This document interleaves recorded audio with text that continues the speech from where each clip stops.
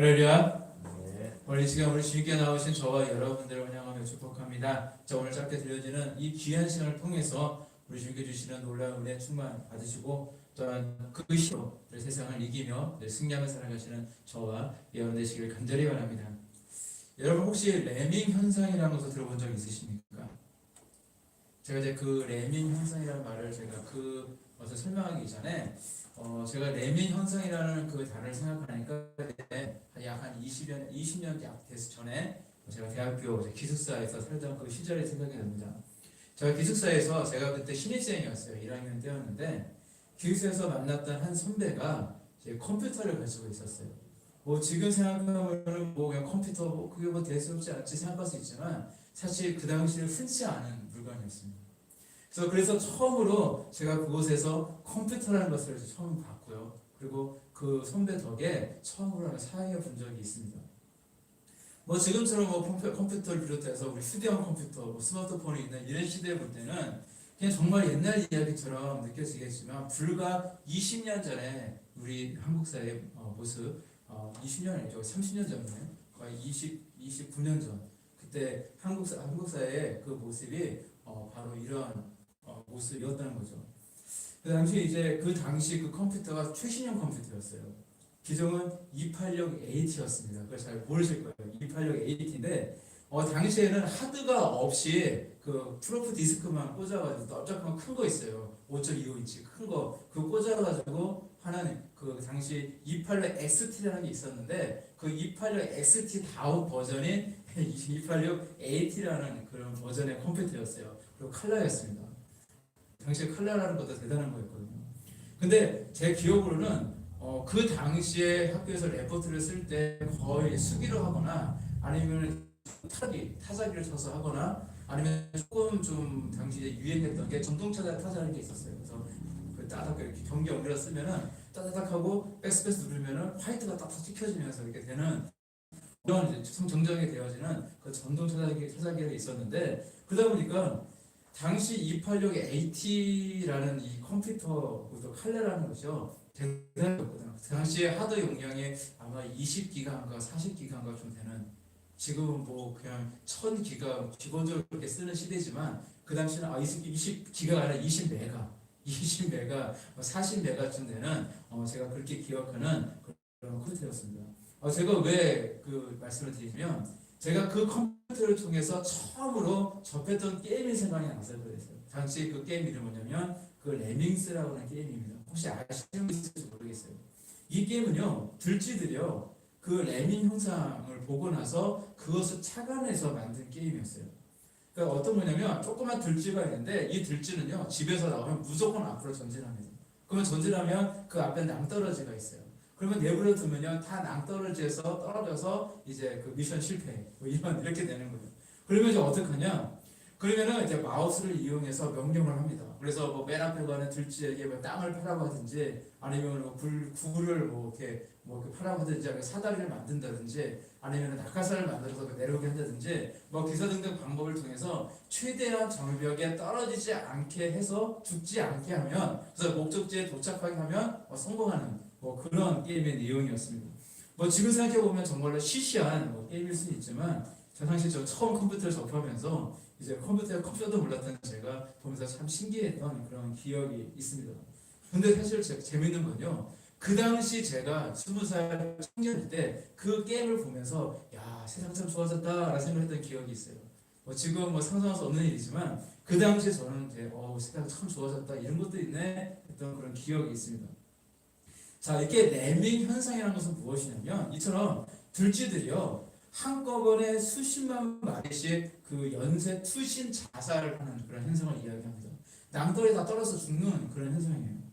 예전에는 그 원인을 가리켜서 뭐라 생각했냐면 그 일정한 지역에 조그만 지역에 이렇게 들쥐가 수요가 많아지게 되어지면 이제 식량난이 생길 거기 때문에 그래서 스스로 이 들쥐 숫자를 줄이기 위해서 이제 이런 현상이 일어나는 거다라고 생각을 했어요. 많은 학자들이 그렇게 생각을 했는데 이제 그러나 그 이후에 이제 과학 문명이 그렇게 발달해지면서 이제 그걸 더 연구하다 보니까 이제 학자들에게 의해서 밝혀진 사실은 무엇이냐면 이 레밍 현상은 식량이 없기 때문에 생겨나는 일보다도 그 이전에 들쥐들이 받는 스트레스가 너무 많은 스트레스를 받다 보니까 일어나는 현상이다라는 것을 밝혀내게 되었습니다.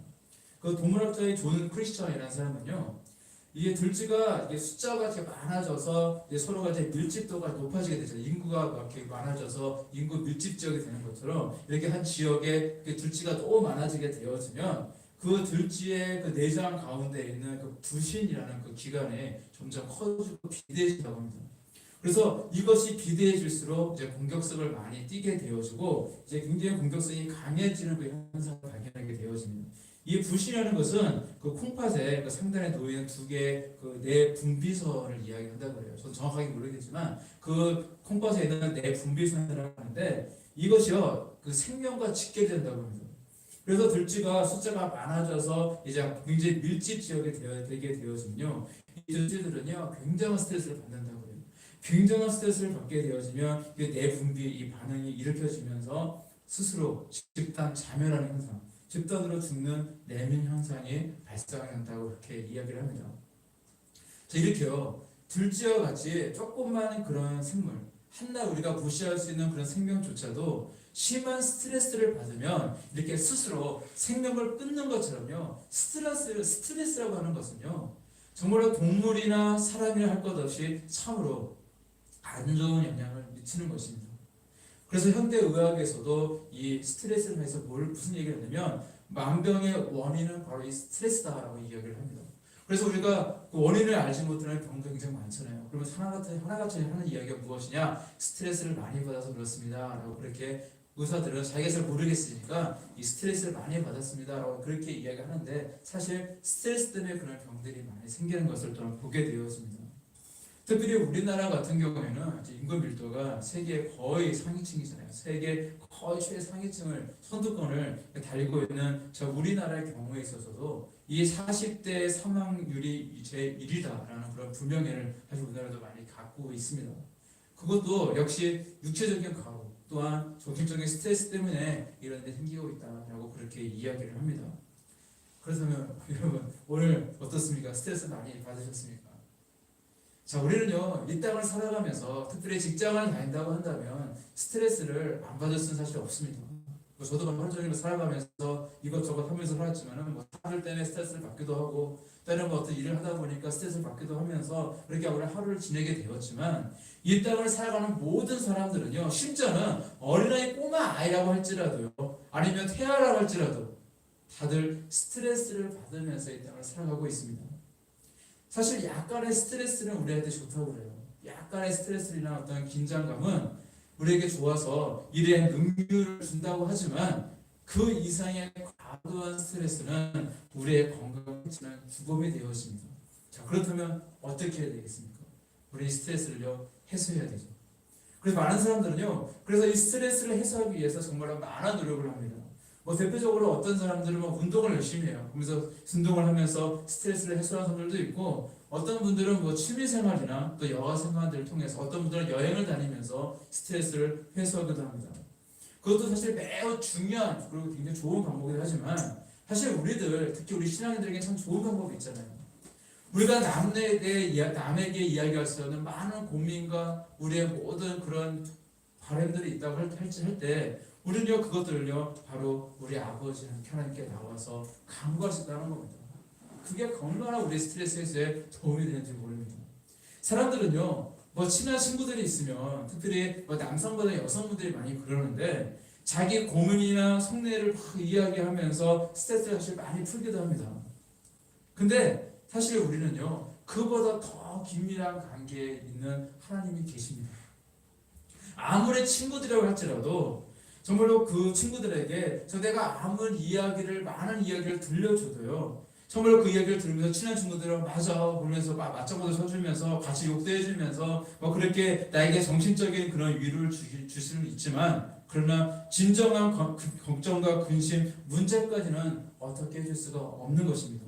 그러나 우리의 겉사람뿐만이 아니라 속사람까지도 우리의 모든 것을 다 헤아리시는 우리 주님께 나와 우리가 기도하며 간구할 때에 우리 주님은 저와 여러분들의 모든 간청을 다 들어주시며 응답해 주시며 해결해 주시는 분이라는 사실을 믿으시기를 바랍니다. 얼마나 일석이조입니까? 하나님께 나와서 남들에게 이야기 못할 것을 하나님께 다 간구할 수 있고, 정말로 내가 남들에게 막 욕하고 싶은 사람도 하나님께 막 쟤 왜 저래 이러면서 막 얘기해 줄 수도 있고, 또 하나님께서는 또 그 간구를 들으시고 우리에게 응답해 주시고 바로 일석이조하는 것입니다. 늘 하나님께 나오기를 사모하시는 저와 여러분 되시길 간절히 바랍니다. 자, 그래서 저는 교회는요, 스트레스를 받는 것이 아니라 스트레스를 다 푸는 것이 되어야 된다라는 생각을 많이 합니다. 세상에 수많은 교회들이 스트레스를 많이 주거든요. 또 이런 문제 저런 문제로 인해서 많은 교인들이 신앙생활하면서 스트레스를 참 많이 안고 사시는 분들이 많이 있는데, 정말로 하지만 정말로 교회가 교회다운 모습이라는 것은 무엇이냐면, 세상 가운데 우리가 살 때 지치고 힘들고 괴로웠어도 딱 교회만 오게 되어서 막 힘이 생기고요, 그리고 즐겁고 따뜻하고 좀 포근했으면 참 좋겠습니다. 다른 교회도 물론 다 그런 교회가 되어야 하겠지만, 특히 우리 도우리교회말로 그러한 교회가 되었으면 좋겠습니다.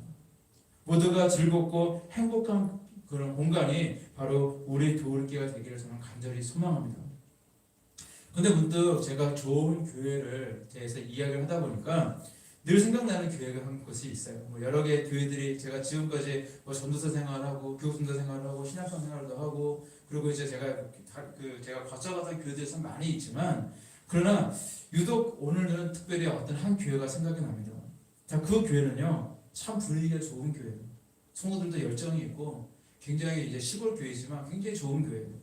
그리고 교회가 그러다 보니까 부흥하는 교회였습니다.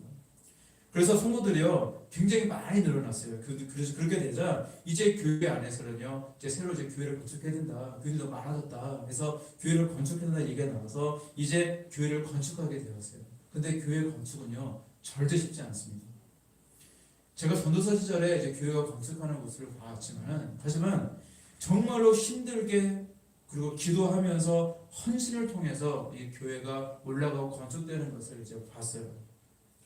이제 그때 그 당시에 이제 어떤 일이 벌어지게 되냐면, 당시 그 건국대에 굉장히 유명한 그 건축가 교수가 와서 이제 교회를 이제 설계를 했어요.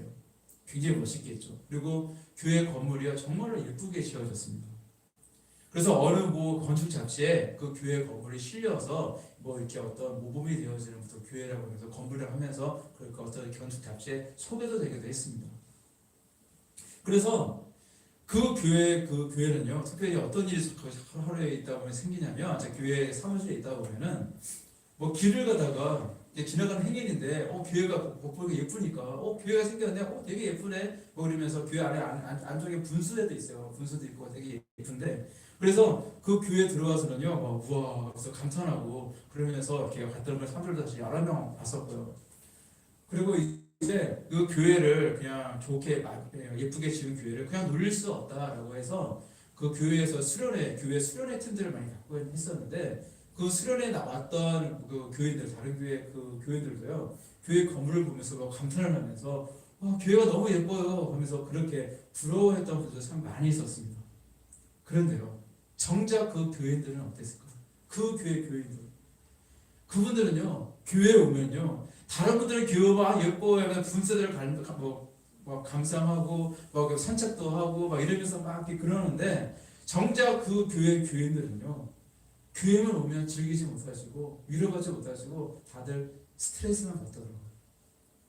당연히 교인들이 애쓰고 수고하여 지은 교회니까 교인들이 그 안에서 기쁘고 즐겁고 정말로 교회를 바라보면서 보람있고 감사가 있어야 되는데, 사실 교인들은 그러지 못했습니다. 교회에 오면 온갖 스트레스를 다 받고요, 정말 교회만 오면 기쁘게 왔다고 해서 교회만 오면 기쁨이 사라지는 모습을 보면서 참으로 안타까웠던 그 기억이 있습니다. 자, 이유가 뭐냐면요, 사실 근본적인 원인은 그거예요. 모든 것을 하나님의 뜻에 맞게 순리대로 다 진행을 해야 되거든요. 충분히 기도해야 되고 하나님의 허락이 있어야 되고, 그리고 그 허락에 따라서 순리대로 하나하나 이루어가야 되는데, 사실 그 교회 담임 목사님이 어떤 욕심이 좀 있다 보니까, 욕심을 부리다 보니까 좀 무리하게 교회가 지어진 겁니다. 교회 재정이 뒷받침되어지지 못하는데 처음부터 무리하게 건국대 교수가 왜 필요해요? 무리하게 건축비, 사실 그 당시 설계비가 4천만 원이 들었다는데, 사실 그렇게 많은 돈을 투자해서 설계할 이유가 뭐가 있습니까? 교회 시골교회인데. 그런데 그렇게 욕심을 부리면서 그렇게 그렇게 억지로 막 하다 보니까 교회가요 좀 무리하게 진행이 되어집니다. 당연히 건축비도 많이 들어갈 수밖에 없는 그런 상황이었고요. 쉽게 얘기해서 하나님이 건축해라라고 그렇게 명령하신 것도 아닌데, 그리고 내가 하나님께 막 기도할 때 막 건축해도 됩니까? 라고 기도할 때 그래 건축을 하거라라고 허락해 주신 것도 아닌데 무리하게 목사님과 또 몇몇 성도들의 그런 걸 의투합해서 욕심으로 교회를 건축하게 되다 보니까 이제 교회가 문제가 생기게 되어진 겁니다. 자, 그런데 큰 문제는 무엇이냐? 그 교회를 처음 이제 진행했던 그 건축을 진행했던 그 목사님이요. 교회가 다 지어지지도 않았고 정말 많은 재정적인 압박을 받고 있는 그런 상황이었는데, 그러다 보니까 교인들을 저 같이 건축하다 보면 그 교인들의 안전 모습도 사실 많이 보이잖아요. 굉장히 교회가 이제 어렵게 되면 중직들의 어떤 안전 모습도 보게 되어지고, 또 그 안에서 또 이렇게 밀어붙이다 보니까 이 목사님 스스로 탈지를 한 거예요. 다 내려놓고 싶고 너무 힘드니까 막 그러고 싶은 마음에 있었는데, 그런데 어떤 한 교회에서, 굉장히 큰 교회에서 이 목사님을 담임 목사님 하라고 청빙을 한 겁니다. 그러니까 이 목사님이 간신히 교회를 건축을 진행하다가 이제 다른 교회에서, 그것도 큰 교회에서, 이제 지금 그 당시 그 교회가 약 어른 수가 한 300명쯤 되었는데 한 1000명이 넘는 교회에서 청빙이 오게 되어지니까 그 교회로요 그냥 가버리신 거예요. 자, 그리고 그 후에 이제 교회가 건축이 이제 어떻게 이렇게 마무리는 되긴 되었지만 중간에 돈이 없다 보니까 설계도요 여러 번 변경되어지고, 나중에 그 건축가 교수는 그냥 빼버리고, 너무 많은 돈을 요구하니까 빼버리고, 이제 하청으로 이제 공사를 돌려서 하다 보니까 돈은 사실 돈대로 다 들어가고요. 그리고 건물은 사실 부실 공사가 되고 말았습니다.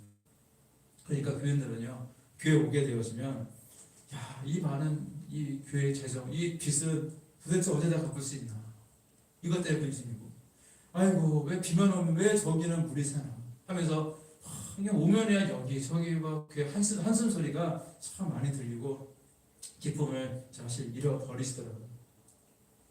저는 그때 이제 그 건축을 통해서 굉장히 많은 것을 깨닫게 되었어요. 모든 것은요 순리대로 해야 됩니다. 절대 억지로 되어서는 안 돼요.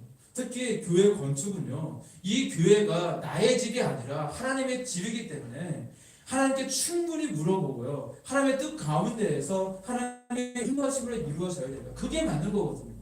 그래서 우리 도우리교회는 앞으로 교인들에게, 특히 목회자들에게 그러한 스트레스를 정말로 주지 않기를 저는 원합니다. 앞으로 무슨 공사를 하든 무슨 건축을 하든지 무엇이든 간에 먼저 하나님께 묻고 나서 하나님의 뜻에 합당한 모습을 하나님이 허락하실 때 이루어갈 것이고요. 그리고 그 과정도 교회들과 함께 더불어서 교회들 각자 한 분 한 분의 정말 축복도 많이 받으시고, 또 헌신하는 마음으로 또 한 푼, 두 푼, 또 헌금과 재정이 모아져서 스트레스를 받는 것이 아니라 정말 기쁨으로 건축도 이루어지는 그런 모든 사역을 또 우리는 이루어가야 될 것입니다. 우리가 다윗의 모습을 보면 그렇잖아요. 다윗이 성전 건축을 준비하면서 정말로 기쁨을 예물을 드렸던 모습이 있어요. 사실 다윗은 성전을 자신이 건축하고 싶었지만 하나님께 묻자 하나님께서 허락하지 않으시기 때문에 이제 내 아들이 이제 성전을 건축할 수 있게 하기 위해서 그는요 다 모든 그런 백성들과 더불어서 무엇을 하게 되어지냐면 먼저 그 모든 성전을 건축할 수 있는 예물을 준비하게 되어집니다. 그런데 온 백성들과 또 모든 족장들도 기쁨과 감사로 정말 이 성전 건축을 위한 그런 예물을 이제 드리게 되었는데, 근데 사실 어떻게 됩니까? 이 예물이 차고 넘쳤던 것을 보게 되어지거든요. 억지로 짜내서 정말로 교인들의 피 같은 헌금으로 정말로 건축이 이루어졌던 것이 아니라 정말로 아버지 하나님의 뜻 가운데 축복 속에서 모두가 기쁨과 즐거움 가운데서 성전이 아름답게 준비되어지고 건축되었던 것을 보게 되어집니다. 전에 제가 섬겼던 그 교회, 그 교인들의 모습을 보니까 참 안타까웠던 것은 무엇이냐면, 사실 헌금은 헌금대로 함께 많이 드렸잖아요. 그리고 헌신은 헌신대로 다 했는데도 불구하고 그 안에서 좀 기쁨 있고 즐겁게 정말 누리지 못하고 스트레스로 있는 대로 다 받아가면서 살아가는 그 모습을 보면서 정말로 참 안타까움을 되게 많이 갖게 되었는데, 근데 이런 모습 생각하게 되어져요. 외적으로는 그 자신들을 버리고 떠나버렸던 그런 그 목사님의 잘못도 있어요. 물론 그 잘못이 굉장히 크겠지만, 그래서 그분들이 교회 오면은 목사님에 대한 안 좋은 얘기도 많이 하고 왜 그랬냐 그러면서 막 저한테도 얘기도 하고 막 그랬던 경우도 있는데, 근데 내적으로 보게 되어지면, 그 영적으로 보게 되면 한 가지 이유를 찾아본다면 교인들 각자 그 마음속에 정말 감사를 잃어버렸기 때문에 그분들이 기쁨을 또 잃어버린 것이 아닌가라는 생각을 해보게 되어집니다. 내가 감사함을 잃어버리게 되어지면요, 스트레스를 극복하기커녕 그 스트레스에 우리는 지배를 당할 수밖에 없고요, 그것이 병이 되어지고 고통이 되어지는 겁니다. 사실 우리 하나님께서 나에게 주신 것이 사실 얼마나 많이 있습니까? 우리가 이렇게 숨을 쉴 수 있는 것도 은혜입니다. 이렇게 하루를 내가 살아갈 수 있는 것도 은혜예요. 내가 이렇게 밥 세 끼 굶지 않고 먹으면서 배 부르게 살아갈 수 있는 것 그 자체가 은혜이지 않습니까? 하나님께서는 우리에게 없는 것보다 있는 것을 더 많은 것을, 많은 은혜를 우리에게 주셨는데 우리는 그것을 잊고 살아가고 있는 우리의 모습이 아닌가라는 사실을 우리는 성찰해 봐야 될 것입니다. 제가 지금껏 사실 제가 동물을 굉장히 좋아하거든요. 근데 특별히 이제 어린 시절에 그 개를 좀 많이 길렀습니다. 늘 제가 어린 시절에 저희 집은 늘 개를 길렀어요. 근데 제가 많은 개들을 이제 길러봤지만 제가 개를 굉장히 좋아하니까 가면서 이제 쓰다마주고 먹어도 많이 주고 제가 막 잘해주고 막 그랬는데 그 개 중에요, 저한테 감사하다고 공손히 인사하는 개는 한 마리도 못 봤거든요. 그게 개의 특징이거든요. 어떤 동물 간에 나한테 내가 감사할 일들을 많이 은혜를 베풀어줘도요, 감사하다고 나와가지고 감사합니다 주인이 이런 개는 아무도 없고요. 아무 그런 동물은 없습니다. 감사는 유일하게 하나님의 형상을 닮은 우리 사람들만 할 수 있는 것입니다. 그래서 감사는 특권이거든요. 하나님의 형상을 닮은 바로 우리들만이 할 수 있는 특권인 것입니다. 그런데 이 특권을 잘 살리지 못하고 만일 동물들처럼, 짐승들처럼 서로 헐뜯고 자신의 밥그릇을 지키기 위해서 그렇게 으르렁거리며 살아가고 있다면 그것보다 사실 어리석은 일은 사실 없을 것입니다. 사실 우리가 감사할 수 없다는 것은 결국은 하나님의 은혜를 기억하지 못한다는 것이고, 또 그것은 더 나아가서 그 사람의 영혼이 병들었다는 것을 의미하고 있는 것입니다. 우리의 특권인 감사, 여러분 꼭 사사하시길 바랍니다. 설령 감사할 수 없을 것 같은 그런 상황 속에서도 우리 주님의 은혜가 있잖아요. 그 은혜를 기억하며 늘 감사와 나아가시는 저와 여러분들 되시길 간절히 바랍니다. 자, 인간은 언제나 우리 하나님께서 주시는 것을 받아야만 살 수 있는 존재입니다. 우리는 절대 하나님의 돌보심이 없으면 살아갈 수가 없어요. 우리에게 따뜻한 햇빛과 늦은 비와 또 이른 비를 또 우리에게 허락해 주시고, 우리에게 숨을 쉴 수 있는 공기를 주셔야지만, 또한 우리에게 일용할 양식을 주시고 우리 하나님께 주셔야만 우리가 살아갈 수가 있습니다. 근데 이 모든 것을 우리 하나님께 주시고 계시거든요. 그런데 이렇게 하나님께서 우리에게 많은 것을 주시면서 불구하고 사실 우리가 하나님께 드릴 수 있는 것이 없거든요. 내가 하나님께 많은 것을 주시고 있지만 사실 내가 하나님께 드린다 한들 이 우주 모든 것이 다 하나님 것인데, 천지 만물이 다 하나님 것인데 하나님 것이게 내가 드리는 그 헌금이 얼마나 크겠으며 내가 하나님께 드릴 수 있는 헌신이 사실 얼마나 크겠습니까? 사실 보잘것 없는 것이거든요. 우리가 어린 아이의 모습을 우리가 생각할 때에 우리 하나님의 마음을 느낄 수 있는 것 같아요. 우리가 어린 아이를 키울 때에 이 아이에게 내가 아무것을 보상을 원하지도 않고 이 아이를 먹여주고 입혀주는 그런 부모가 되었을 때, 그때 이 아이가 어느 날 엄마 아빠 감사해요 라고 말을 고백한다 생각을 해보세요. 그렇다면 부모님은요, 그동안 이 아이를 위해서 썼던 물질들, 또 이 아이를 위해서 밤낮 내가 잠자지 못했던 그런 경험들, 이 아이를 양육하기 위해서 내가 많은 것을 애에게 헌신을 투자했던 그 많은 것들이 있을 건데, 많은 어려움이 있었을 겁니다. 근데 그 모든 것을 다 잊을 만큼 기쁨이 되어진다는 거예요. 그 아이가 내가 준 이 은혜를 아는구나, 나를 사랑하는구나, 정말 그 마음만 느끼게 되어진다면 바로 부모는요, 그것만으로 기쁘다는 겁니다. 그 아이가 뭔가 큰 선물 내가 주지 못한다 할지라도 그 부모는 충분한 위로를 받는 것이거든요. 마치 우리 아버지 하나님의 모습이 그와 같다라는 것입니다. 내가 비록 하나님께 드릴 수 있는 것은 비록 작은 것이지만, 내가 하나님께 드릴 수 있는 건 드디어 감사합니다라는 그 고백일지 모르지만, 그러나 이 감사하는 이 진정한 고백을 우리 하나님은 정말로 기뻐 받으실 줄로 믿습니다.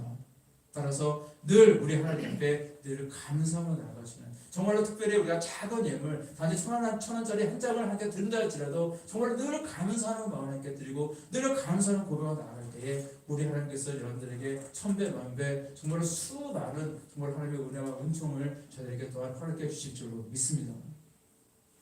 그래서 늘 이런 감사의 고백을 많이 하시길 바라요. 특히 기도할 때 감사가 참 중요합니다. 감사합니다 주님, 감사합니다. 제게 생명을 주시면 감사합니다. 저를 주님의 자녀로 삼아주시니 감사합니다. 이렇게 좋은 교회에서 신앙생활 할 수 있게 하시면 감사드립니다. 우리 교회에 정말 귀한 언약을 주셨고 꿈을 주셨고 사명을 주셔서 이 도리의 비전을 우리가 이루어갈 수 있도록 인도해 주시니 감사합니다. 늘이랑 감사 고백하고 나아가시는 저와 여러분 되시기를 간절히 바랍니다. 자, 두 번째로 생각할 것은요, 우리가 하나님의 은혜를 받은 자라면 마땅히 우리는 하나님을 자랑해야 합니다. 어린이 셋이서 자기 아빠를 자랑하고 있었습니다. 자, 노래 가사를 쓰는 그런 작사자를 아빠를 둔 아이가 이런 이야기를 하게 되어져요. 우리 아빠가 글을 써서 딱 갖다 주면 50달러를 받아온다 라고 자랑을 했어요. 자, 그랬더니 이제 시인, 시를 쓰는 아빠를 갖고 있는 아이가 바로 대뜸 이렇게 얘기합니다. 우리 아빠는 시를 써서 인쇄소에 갖다 주면 100달러 받아온다. 아까 그 아이는 50달러 얘기하는 게 아니라 100달러 받아온다면서 자랑을 합니다. 그런데 나머지 한 아이가 또 있었는데 고민이 되는 거예요. 자기 아빠는 목사님인데 다른 친구처럼 돈을 많이 버시는 것 같지는 않거든요. 그래서 아빠가 자랑을 해야 돼. 그 아이들에게 지기 싫은 거예요. 그래서 곰곰이 생각하다가 이렇게 하면 되겠다 생각해서 이 아이가 순수하게 이렇게 얘기를 합니다. 별거 아니네 뭘 그거 가지고 뭘 자랑하냐. 우리 아빠는 글을 딱 써가지고 저 강당에 딱 올라가기만 하면 어른들 몇 분이 딱 밀어나가지고 현금바구니 들고 다니고 돈 거들어 다닌다 하면서 막 자랑했다고 그래요. 물론 뭐 웃으라면서 하는 이야기일지는 모르지만 정말로 자신의 부모님을 하고 싶어하는 그런 어린아이의 모습을 잘 보여주는 것 같습니다.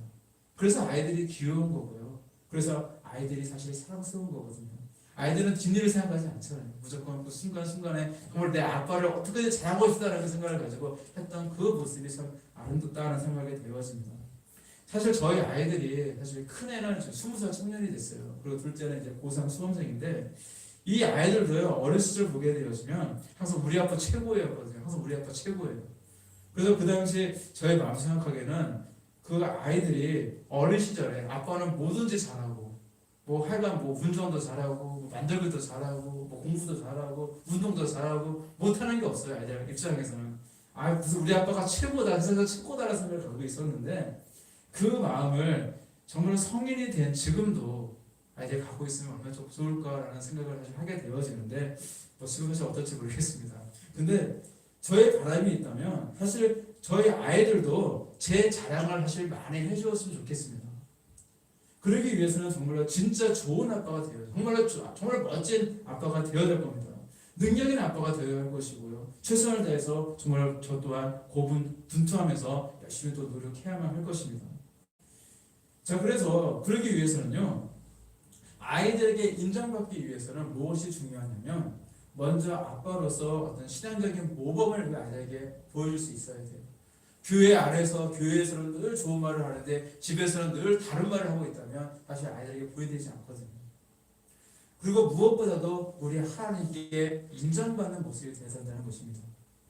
특별히 우리가 이런 모습 많이 있죠. 공부해라 이야기하는데 정작 자신을 찾아보지 않고 TV 앞에 딱 앉아가지고 TV는 나의 목자시니 하면서 그렇게 부족함이 없었더라 이런 분들이 있어요. 그러면 아이들은요 절대 그런 부모 인정하지 않습니다.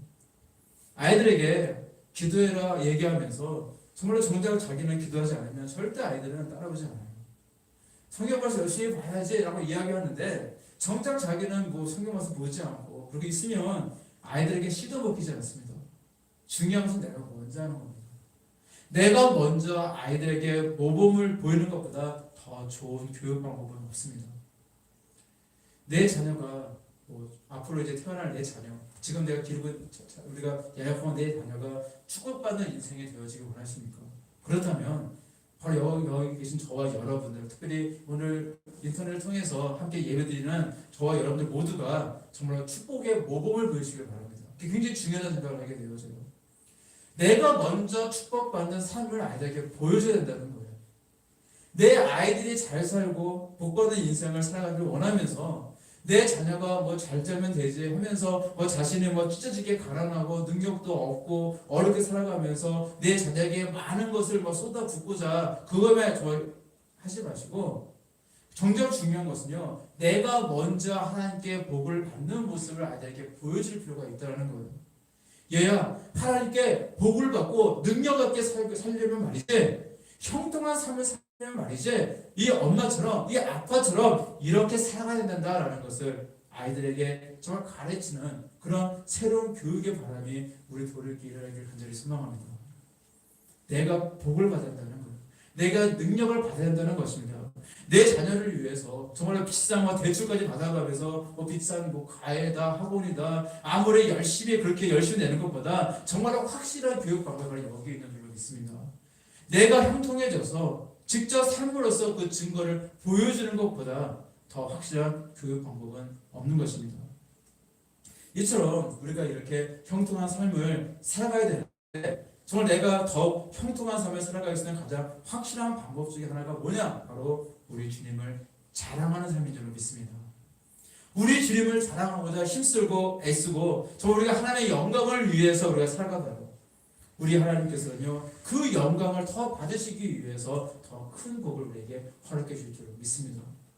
우리 보신 본문 말씀 10편 103편 1절 말씀에서 말씀하시기를 내 영혼아 여호와를 송축하라 내 속에 있는 것들아 그 소원을 송축하라 말씀하고 있어요. 여기서 송축이라는 말은 무슨 뜻이냐면 경사스러운 일을 가리어 축하함이라는 뜻을 가지고 있는데 경사스러운 일이라고 하는 이것은 어찌나 경사스러운 일인지 내 오장 육부를 다 포함해서 내 속에 있는 모든 것들까지 다 축하하면서 노래하고 있는 것을 바로 뜻하고 있는 것입니다. 바로 그 성우, 즉 우리의 거룩하신 우리 하나님의 이름을 찬양하고 높여드려야 된다는 것을 노래하고 있는 것입니다. 바로 우리 여기 속해 계신 저와 여러분들, 우리 도립교에 속해 있는 저와 여러분들 모두가 매일매일 우리 하나님의 축복을 주셔서 이렇게 우리 하나님을 송축할 일이 많아지기를 간절히 축복합니다. 이러한 좋은 일이 생길 때마다 마음껏 우리 주님께 좀 감사드리시고요. 또 우리 하나님을 마음껏 자랑하시길 바랍니다. 우리가 은혜를 받은 자를 마땅히는 그렇게 살아가야 하는 것입니다. 오늘 보면 2장 말씀도 이렇게 말씀하고 있습니다. 내 영혼아 여호와를 송축하며 그 모든 은택을 잊지 말지어다. 맞습니다. 내가 평생을 살아가면서 절대 잊지 말아야 할 것이 바로 이것이 아니겠습니까? 우리 주님께서 나에게 베풀어 주신 은택을 우리는 절대 잊지 말아야 됩니다. 나에게 은택을 베풀어 주신 우리 주님께 더 그래서 감사드리시고요. 더욱더 우리 주님을 자랑하며 또 기쁨과 즐거움으로 살아가시는 저와 여러분 되시기를 간절히 바랍니다. 사실 우리 인생은 굉장히 짧아요. 우리가 소위 얘기해서 10대 때는 10km도 달리고 20대는 20km 달리고 30대가 되면 30km 달리고 40대가 되면 40km 달리고 그렇게 점점 속도가 빨라진다고 하잖아요. 그만큼 인생은 너무 짧아요. 근데 지금이 우리가 살아가는 인생 가운데 가장 젊을 때를 우리는 보내고 있습니다. 그럼 어떡합니까? 이 가장 젊은 이때에 정말로 우리의 정말로 이 삶이 좋은 추억이 될 수 있도록 우리는 정말로 최선을 다해 살아가는 우리의 모습이 되어야 되지 않겠습니까?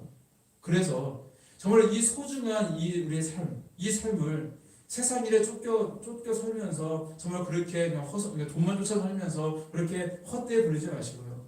늘 우리 주님을 송축하며 늘 감사하며 의미 있고 보람 있고 가치 있게 살아가시길 바랍니다. 따라서 오늘도 우리 주님께 최선을 다하시고요. 또 우리 주님과 또 승리하시고 또한 기쁨과 감사함으로 살아가시는 또 저와 여러분들 되시기를 주님으로 간절히 축원합니다. 기도하시겠습니다.